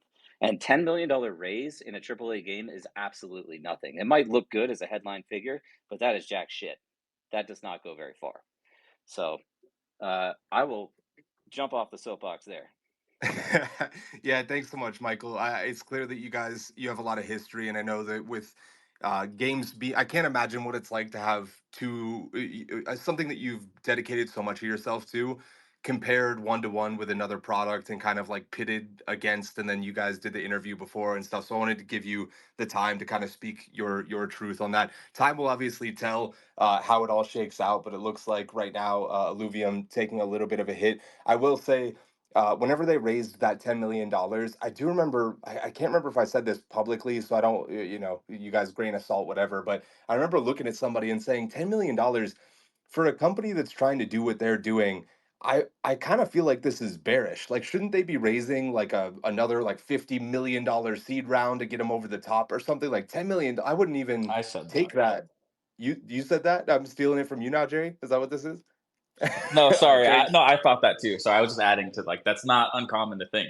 I wasn't trying to take credit for it, Sam. I apologize. oh, okay. Let's tag in Coop next. Coop, what's your thought on the Illuvium situation right now, bro? Wow, what a mess. Initially, what kicked this off? Was it just the YouTube review? Can you remind me really quick? Yeah. So that was kind of the beginning of all of this, and then two developers, quote unquote, supposed developers, commented on the YouTube video, and then because of that, the Discord has kind of been in disarray, and then there's also a person inside of their community that tracks their financials on the blockchain and kind of reports on it, but then they argue with him and say, "Oh, that's not the whole picture," and he says, "Well, give me the whole picture then," and then they say, "No, we don't want to do that," and so it's kind of this it's just turning into more and more of a shit show kind of every day. Yeah, so I think you wanted to talk a little bit about like what would you do? How would you help fix this? I'm not a game dev, but it seems like a communications issue and like a marketing issue. Assuming, well, yeah, I think that's a lot of what it is aside from the game itself. And so what I think they could do is they certainly have a bunch of whales are influential. I mean, they're an OG project. There's a lot of people who hold a lot of this thing, and they probably control a lot of the sentiment. They've been involved for years. The community's like very developed over that amount of time. So, I would start doing one-on-one calls with those people like immediately, get their feedback, and assure them with whatever story that they have. Whether it's about the funding or the direction. Have those one-on-one conversations. Don't go out there and like blast a tweet addressing these concerns because it doesn't really seem like it started from anything crazy. It's like some hater made a video and then there's comments. So I would just address one-on-one as much as possible, get in Discord and have direct conversations with the people who care, because if you go out and tweet about it, you're just going to get a bunch of hate. That's mainly what I would do. And the second thing that this made me think of is there were a lot of criticisms of the founders, and I've been thinking about founder mode, from the tech Twitter these days, talking all about founder mode and how, the founders really are the ones with the vision. And a lot of times what they want to do or say may sound crazy, but it is their baby and their vision. And so like when you looked at the comments about how the three founders have these kind of like wild ideas and they think they're building something amazing, like that's actually bullish in a way, and I think you just need to communicate that to the holders and the people that really care about the project. Yeah, that's it. Yeah, great take. That's one of the qualities that I keep seeing out of the best people in this space is that they are willing to have those really tough conversations with their critics directly. I remember talking to Paul Bettner about this. He was like, "Yeah, man, you have to take all the feedback. You have to ask them for like what's the worst thing you could say about this because I really want to know." And I was like, "Paul, how do you do it?" Like I would get so angry or like frustrated or whatever. And he was like, "I just close my eyes and I imagine they're handing me a gift, and that gift is their critique." And I was like, "Fuck, Paul, you're so you're so good at what you do, man." Wills, over to you. What's your take on Illuvium? Yeah, I think going to St. John's point, if like we really need to sit back and ask ourselves, what were they trying to do? When we ask ourselves, like, what do you want to do to fix this? Because frankly, I don't think anyone up on this panel, and I mean this in the best way possible, would end up in this position where they would need to fix something like this, because I believe the people up here are here to make games and here to make good games. And like from what I understand and from what I've seen, which is not much, it's all the domino pieces look as though they were just trying to, build a speculative game. They capitalized off 2021, where you didn't need to have a game. You could just imagine the idea of a game and have this kind of dissociated view of what gamers are, how they interact with games, and what you can financialize and the amount of money that there is to pull out of them. And if their goal was to pull as much money out of that market and that investor sentiment that, oh, gamers are right to be plucked with Web3, they've done that phenomenally. In terms of making a game, I think the first thing I would say, and obviously, founders go founder mode, go crazy, go stupid, etc., etc. But like, make a game, make one game, and even the greatest of the greats are guilty of this. Look at Bungie, who just had to lay off like 20% of their staff because Their CEO went a little nuts after the Sony acquisition, and they started building a mobile game and 13 other games, and all of that pulls away from vision. Founders are useful and valuable and powerful in the fact that they do have vision, but that vision needs to be singular and it needs to be focused. And it sounds like that's not what's going on right now. As for Illuvium, I wish the bag holder's the best, but I don't know exactly what there is to fix here, because it seems like everyone who's involved got what they wanted out of it. Damn, what a way to end that sentence. Jerry, over to you, man, and then I think we're probably going to move on from this topic. Yeah. I listen. I don't want to talk about like people's egos that I don't really know. I think we've all probably seen what we've seen, and can jump to some conclusions from that based on the interactions we've had with those people on this show, including right.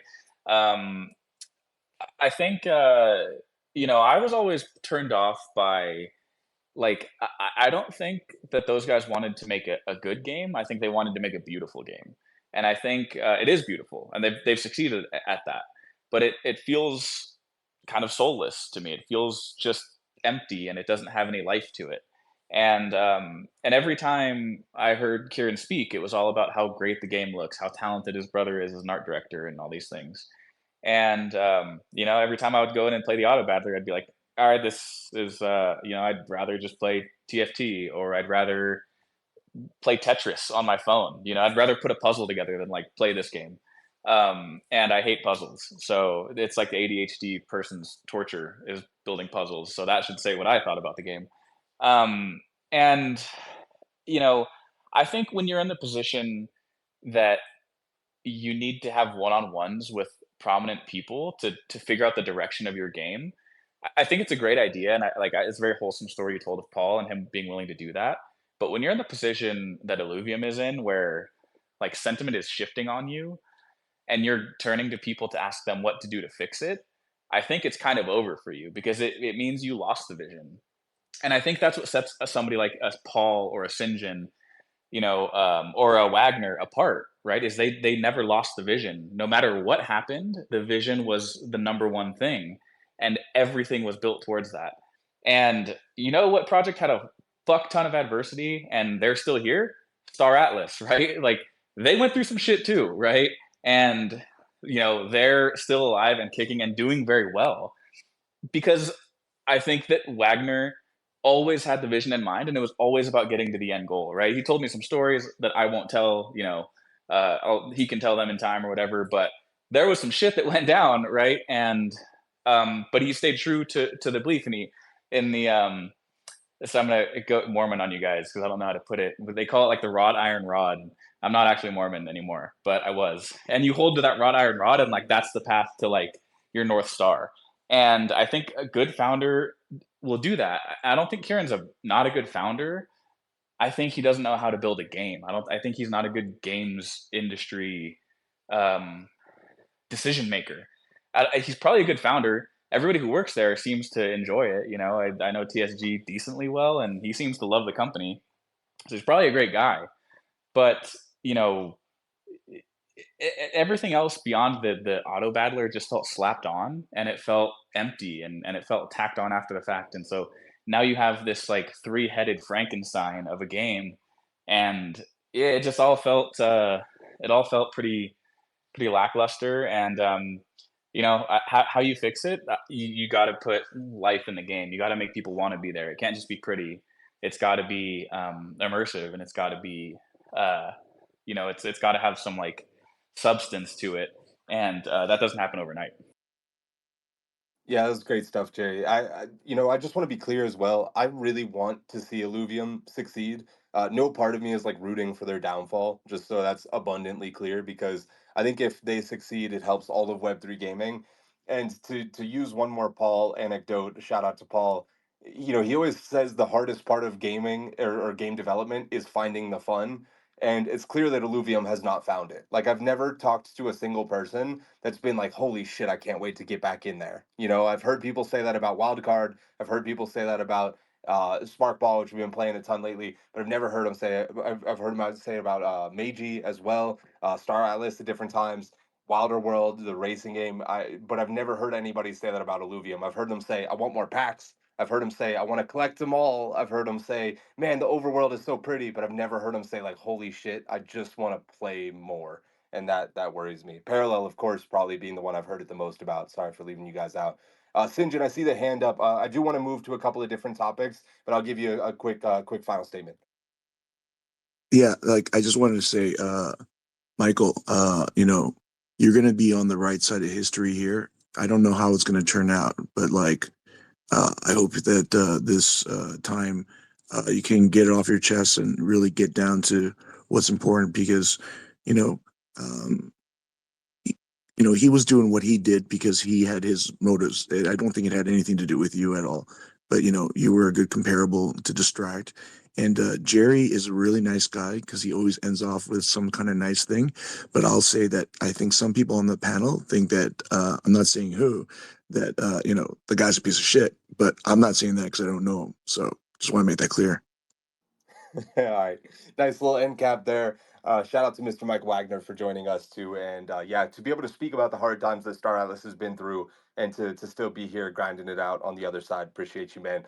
A couple more topics. I wanted to really talk about Sonium, and there's two contrasting things that we had originally as as different topics. Maybe we'll just blend them together because we don't have a lot of time left.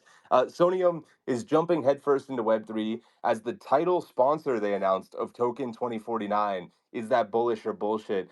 They had a comment that said Sonium is teaming up as the title sponsor for Token 2049. We're excited to hang out with the amazing Web3 community. Sonium team will be there ready to chat, share ideas, and collaborate. At Sonium, we're all about building real connections. Stop by and talk to us about learning resources for devs and users, how to make decisions together as a community, and our new community tools. So, are you bullish on Sony showing up at one of the main Web3 conferences of the year, or bearish because it's another Web2 company and we just talked about Zynga leaving?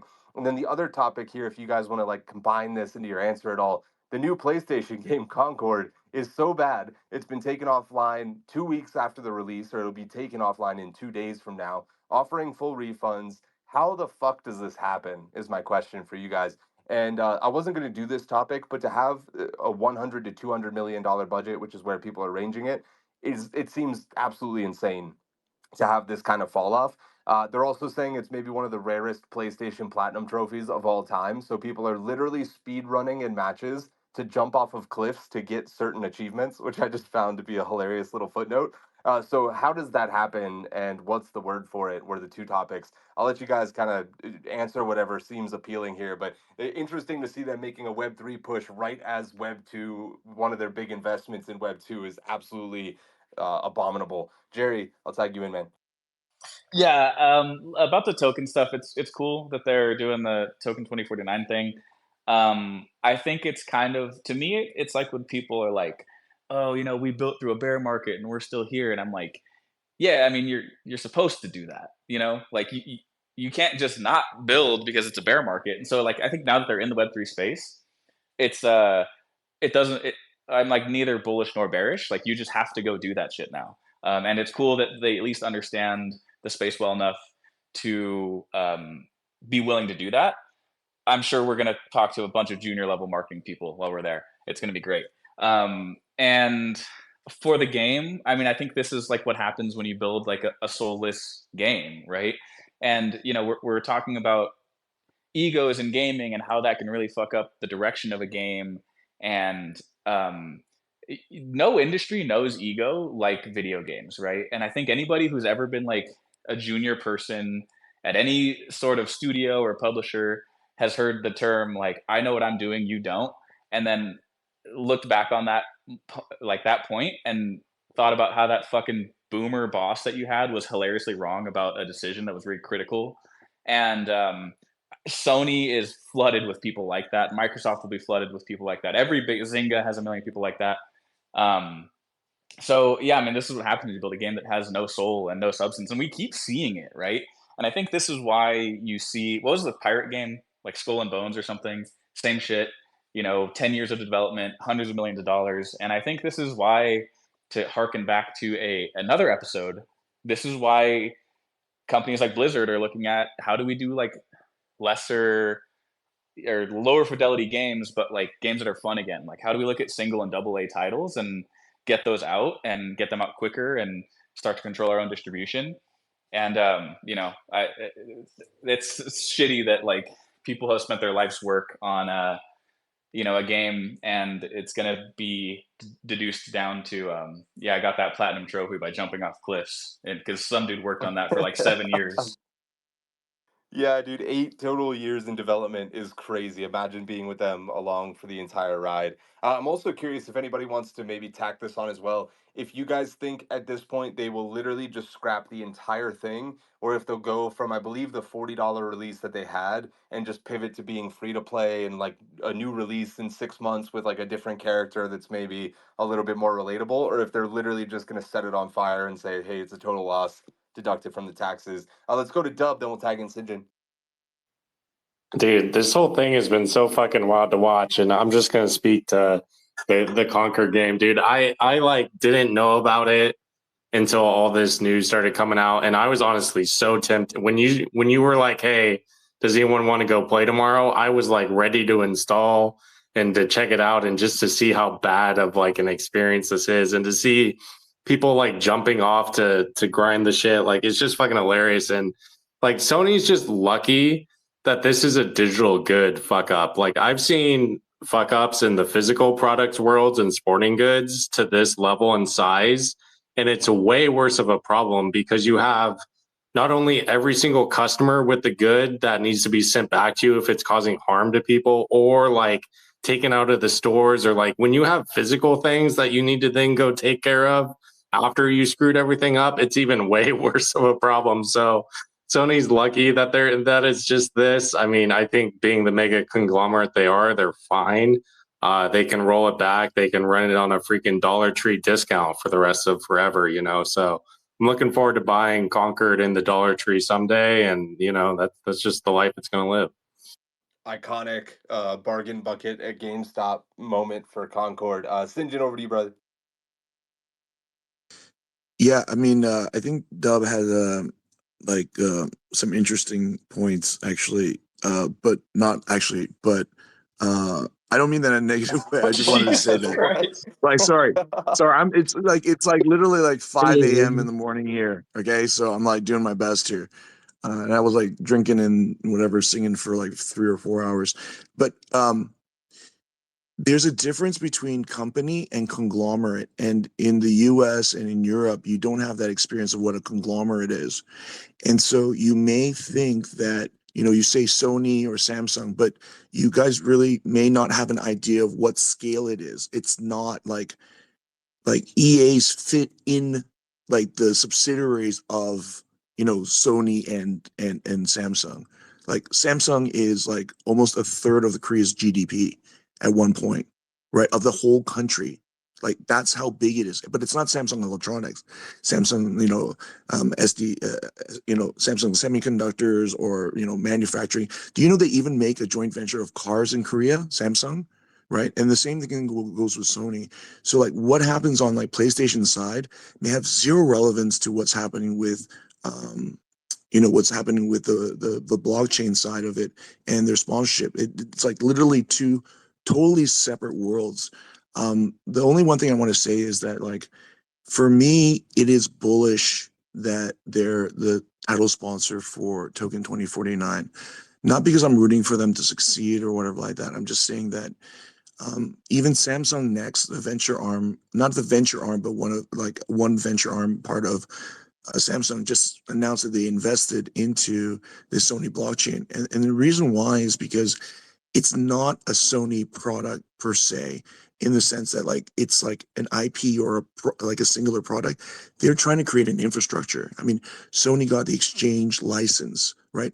They're trying to make a move that's not like, we're going to be a subset of a subset of a subset when we talk about gaming on this chain, right? So they're coming in not for Web3 gaming. They're coming in, you know, when you go to Token 2049, it's not a Web3 gaming conference. it's a crypto conference. It's like talking about like Solana, Ethereum, and the L1s and L2s, and some really technical things and some really hardcore business things. And a lot of movers and shakers are coming there because it's the F1 weekend, right? And that's not by accident, right? A lot of decision makers who are really big into technology, and I think Token 2049, I believe when I had gone there years ago, was really more of a fintech conference. It wasn't really a crypto conference, and they pivoted over to that way. Um, so I just wanted to say that, like when we talk about like companies in the States, they're companies. But when we talk about like companies in Korea and in Japan, some are companies. But when you're talking about conglomerate, it's really different. So, just take a note of that when you go to Asia, or you'll look like a fucking idiot. Will's from Stardust tagging you in, brother.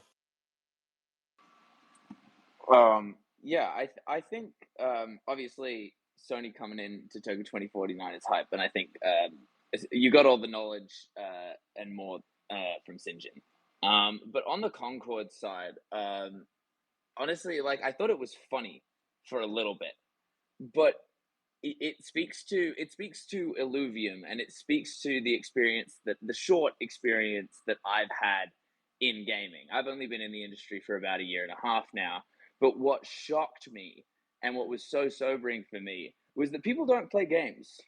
A lot of people who work in gaming don't play games, and that may be fine here and there, but when you have enough people stacked in the wrong places, Concord is what you get. An entire game published, released, and marketed by people who have no idea why people play video games. And I don't know, it's really just like a call to action. Go play more games. Go hire people who play games, because let's not let this happen, because it's depressing for the people who do care, and it makes us all look like idiots, and that's not what we want. I think, obviously I hope that, like they find something to do with it, but I wouldn't be surprised if they just scrap it and leave it. Because nobody's going to play that. From the second I saw it, like a year ago or whatever, I was like, yeah, no one's going to play this. But 700, damn, that's rough. Yeah, absolutely brutal, almost unfathomable numbers for a game with this kind of budget. But also, I never saw any marketing at all, personally. Literally, the only marketing I saw was them getting shit on already. So that probably tells you they knew it was terrible if But that's the they crazy weren't bit, spending. right? They weren't marketing to gamers.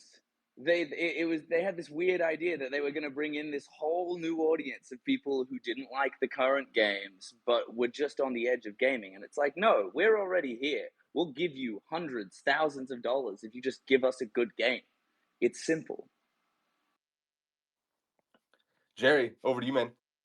Yeah, I was actually gonna say that same thing, Sam. Is that like I didn't see any marketing until I saw that like 100 people were playing it, and they spend a shit ton of money on it.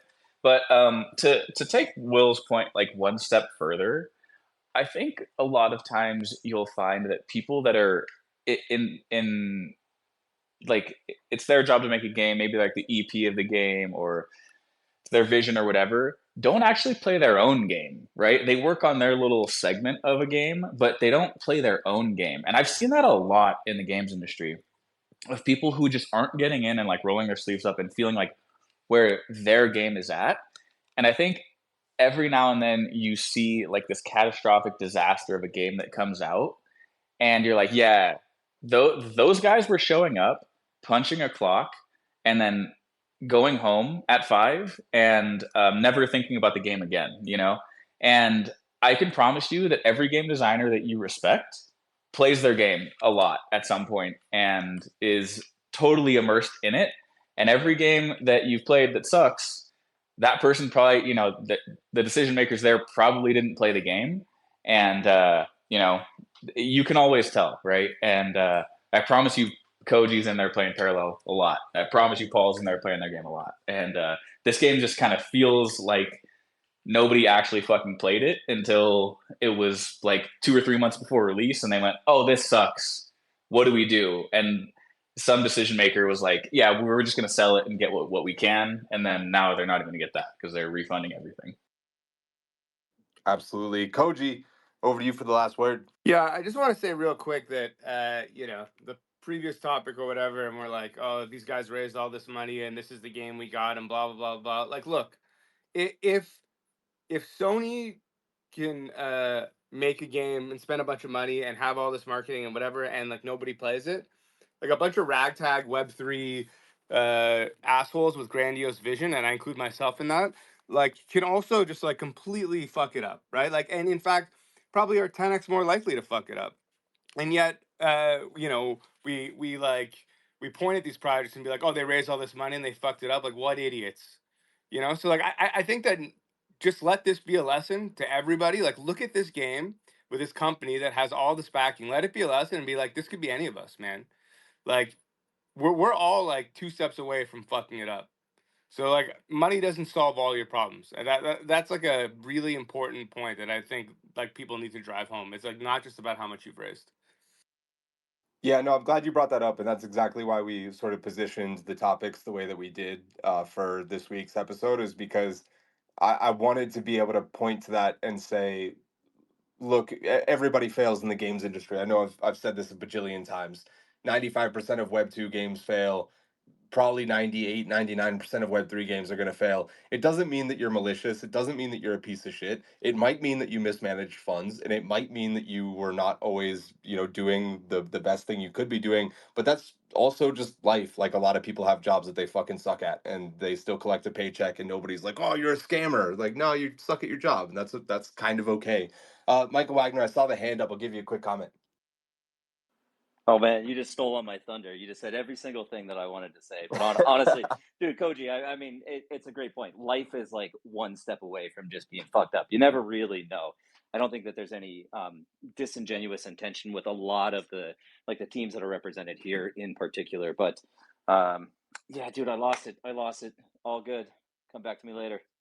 I stole all of his juice. All right, I'm gonna do the last ad read of the show, and then we're gonna pick the MVPs of the episode as we near the finish line of another epic episode of Gamified. It's time to pay tribute to the unsung hero, Avalanche, the official blockchain of Gamified. Avalanche has been quietly revolutionizing the gaming world, making sure that anyone with a vision can turn it into reality with their groundbreaking Avalanche 9000 that was just announced. It's never been easier, cheaper, or more powerful to deploy your own layer 1 blockchain. Plus, keep an eye out for AVAX Summit in Buenos Aires this October. It's coming sooner than you think. And as we wrap up, it's time to give a final nod to the legends behind the chaos at Shrapnel, the extraction shooter that's got more layers than an onion and packs more of a punch than a shotgun at close range. Between the high-stakes STX events and the scramble to extract Sigma, Shrapnel keeps players coming back like it's an all-you-can-play buffet. And don't forget the lunatics on Discord, because if you're not playing, you're missing on the most fun you can have while still technically being sane. So here's the Shrapnel, the game that's part strategy, part chaos, and all adrenaline, the official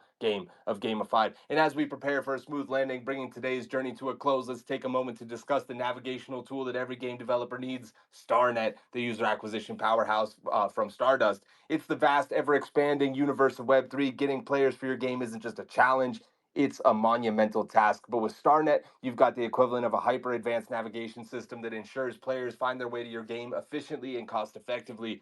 StarNet is more than just a tool, it's a gravity well that pulls players into your orbit, solving one of the most critical problems in Web3 gaming. Thank you to Stardust for being the official infrastructure of Gamified. Huge shout out to all of our incredible sponsors. And now for the MVP of the episode. Jerry, I'm tagging you in first, buddy. Who's your MVP? Ooh, I'm gonna go Wagner. I feel like Wagner had a real cathartic moment earlier, and I'm a big believer and supporter of cathartic moments, and he dropped some real gems, and yeah, big Wagner. He was a stud. Michael Wagner, who's your MVP of the episode, bud? I'm gonna go with St. John on this one for partying all night, karaoke, and still showing up. Par for the course for the big man. But St. John, who's your MVP, buddy? It's Paul Bettner because everyone wants him to be the Web3 dad, and Sam especially. And I'm like the evil uncle in Web3, but I guarantee I'd be a lot more fucking fun if I was your dad, because my boys say so. Although they may be down the road of corruption. I wanna nominate Wags. You know, it's fucking tough where he's at. I'm glad he's on the space. And you know, all the encouragement to you, brother. Likewise, my friend. All I can say is if Paul was my dad and St. John was my uncle, Thanksgivings would be about 10,000 times more interesting, but unfortunately, this isn't reality. John Allen from Game 7, curious, who's your MVP of the episode? Yeah, I mean, I'm gonna go Sinjin. Like, I've been out late karaokeing, and like, I wouldn't have done a 2 hour space. So you're a legend, and appreciated the commentary and the wisdom for sure. Dub, who's your pick, buddy? Right, gotta give it to Sinjin. He wanted to compliment me. He tried to compliment me, and he just made me look like shit instead. So gotta give it to MVP. Wow, it's an expert Oh, move. bro, I told you I love you in my intro, man. Wills from Stardust, who's your pick, bud? I'm no Kanan, but it's got to be Wagner. So hopefully that can make up for it. Oh, nice move. Koji, who's your pick? My MVP is the Hearthstone Twitter community for being so kind. No, I'm gonna go with Sinjin because you know he always brings the heat, and he has the attitude that I aspire to have, that I wish that I had. So I'm voting Sinjin. Yeah, talking about the Hearthstone community was on my bingo card. You guys heard me mention it at the beginning. Maybe we'll bring it back next week. We'll let you marinate in it a little bit longer. Lems, the final MVP of the day. Who you got? Where's all the love for Jerry? I gotta shout out Jerry. He's always good with his takes. He's not afraid to go against the grain, if go against what people are thinking of the rest of the panel. So give a little love to Jerry there, and but it's not going to Votes are change in the the scores at comments all. section, Lems. Yeah, lems.eth is my wallet. Just so you have that. All right, that means that our winner of the day MVP is Big Daddy Sinjin. Wagner coming up in second with 3 votes. I'm going to give Wagner 30 seconds, and I'm going to give Sinjin the full minute. Sinjin, go ahead, our MVP of the show, brother. Yeah, actually, I want to concede my entire minute to Wagner. You know what? You've gone through a hard fucking time. We all know it in the industry who's been here for this long, and go for it, brother. Michael Wagner, the stage is yours, brother. Sinjin, you're too kind. That's a lot of time on the mic. I'd like to thank Sam, first of all, for inviting me to this emotional support group. It was actually desperately needed. No, genuinely, guys. I mean, I jumped on. I've been on before. I jumped on. It is the whole Illuvium debate topic. It kind of runs deep. It's from times past. It's not something I think about a lot. There's actually a funny meme that I kind of reference with respect to that. It's from Mad Men, and it's Michael Ginsberg, and he's like in the elevator with Don Draper, and he says, "I feel bad for you," and Don Draper looks back at him and says, "I don't think about you at all," and it's pretty funny, dude. Like that, it's genuinely how I typically look at this, but it was a relevant topic. I'm not hoping for Illuvium's failure either. And in fact, I'm not even going to bring that up anymore. What I do want to talk about is what's up and coming. I know a lot of people are going to be in Singapore. We've got Token 2049, we've got Breakpoint, we've got F1. One thing in particular, Star Atlas is hosting our first ever mini conference. It's a 1-day event. We're calling it the Star Atlas Impact Summit. It is a sister summit to Breakpoint. It's on the 3rd floor of Suntech. It is free to access. You don't need a Breakpoint pass. But it is on the 21st, Saturday the 21st. Anyone that's out there, it's an open invite. We've got a ton of stuff going on, panels with the team, fireside chats, keynotes. We have our community out there presenting both on our open IP program, so our build program, as well as just guilds, stacks, and other innovators across our own Star Atlas ecosystem. We have a big tournament.